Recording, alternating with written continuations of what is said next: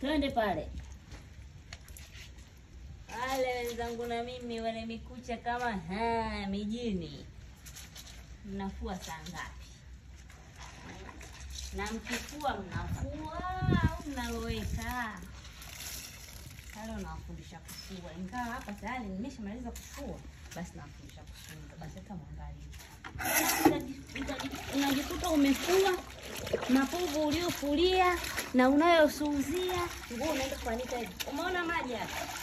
Haya ndio maji ya kusuuzia mtoto wa kike. Kwanza nguo hainuki uvumba, inanukia kitu cha sabuni. Kama limao ni limao, kama carrot ni carrot, kama nyanya chungu inanukia hivyo. So unaenda kuanika nguo inanuka mikojo kama umetoka kuivaa. Hebu nipisheni. Na kuanika pia mjue. So mnasuuza nguo, mnafua kuanika, ndio nifundishe kwa kuanika hapa.